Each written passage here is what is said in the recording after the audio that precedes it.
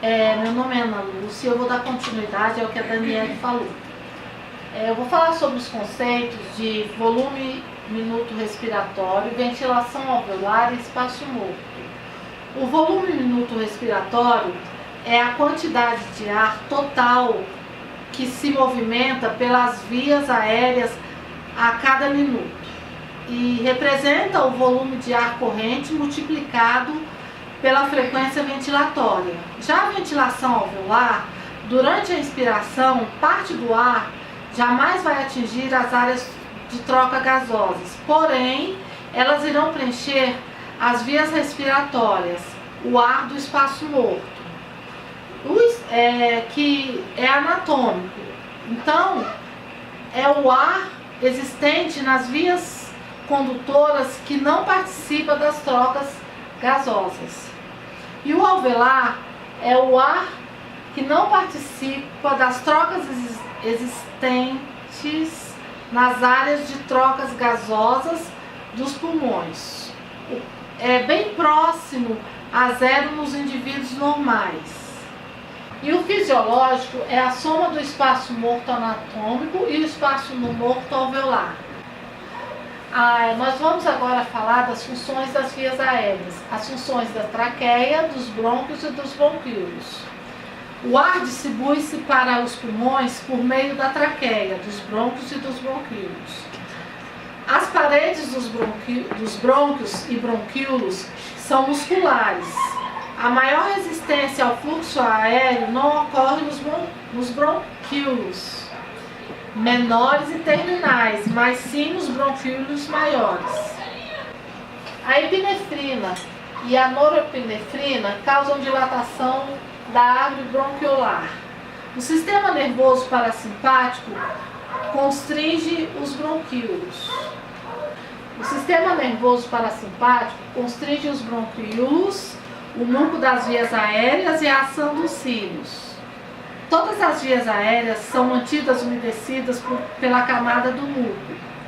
Toda a superfície das vias aéreas respiratórias é revestida por epitélio ciliado. Eu sou a Daniele e vou dar continuação ao que a Ana estava falando. Vamos falar sobre anatomia fisiológica do sistema circulatório pulmonar, que tem 3 circulações do pulmão: pulmonar, brônquica e linfática. Pulmonar, alvéolo pulmonar, paredes delgadas e distensíveis, grandes complacência, acomodam de 2/3 do débito sistólico do ventrículo esquerdo. As veias pulmonares têm distensibilidade similar à das veias sistêmicas. A brônquica, o volume de sangue que flui pela circulação brônquica é de 1 a 2% do débito cardíaco total.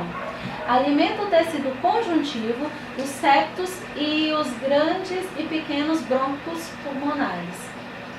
A linfática se encontra os linfonodos em todo o pulmão, limpam o material maior e chega aos alvéolos até além de proteínas plasmáticas. A difusão dos gases. A unidade respiratória é composta por um bronquíolo respiratório, ductos alveolares, átrios e alvéolos. As paredes alveolares são muito delgadas, com extensa rede de capilares interconectados.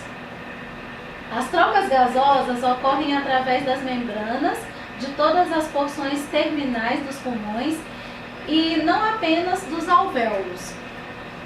As membranas são conhecidas coletivamente por membranas respiratórias ou membrana pulmonar. A membrana respiratória é composta de várias camadas diferentes. A membrana respiratória é otimizada para as trocas de gases. Transporte de O2 e CO2. O oxigênio é transportado em combinação com a hemoglobina para os capilares teciduais. Os capilares é liberado para o uso nas células. As células reagem com vários nutrientes, dando origem ao dióxido de carbono. O dióxido de carbono é lançado nos capilares teciduais e transportado de volta para os pulmões. Bom, meu nome é Juliana, eu vou dar continuidade no que a Daniela falou, que é sobre o transporte de oxigênio. Cerca de 97% do oxigênio são transportados para os tecidos em combinação química com hemoglobina. A curva de dissociação da oxihemoglobina mostra o percentual de saturação da hemoglobina representado graficamente como função de PO2. Esse PO2 ele é arterial e o venoso. O arterial ele é 95 mg e o venoso 40 mg. Cada molécula de hemoglobina pode ligar-se a 4 moléculas de oxigênio. A quantidade máxima de oxigênio transportada pela hemoglobina é cerca de 20 ml de oxigênio para cada 100 ml de sangue. Essa hemoglobina mantém o PO2 constante nos tecidos, deixando o monóxido de carbono interferindo com o transporte de oxigênio. A afinidade para a hemoglobina é 250 vezes maior. E agora vamos falar sobre o transporte de CO2. Em condições de repouso, para cada 100 ml de sangue, cerca de 4 ml de dióxido de carbono são transportados dos tecidos para os pulmões, sob as seguintes formas: o transporte sob formas de íons de bicarbonato, transporte em combinações com hemoglobina e proteínas plasmáticas e, por último, transporte no estado dissolvido. Agora nós vamos falar sobre a regulação da respiração. Ela divide em centro respiratório, controle clínico da respiração e o papel do oxigênio no controle da respiração.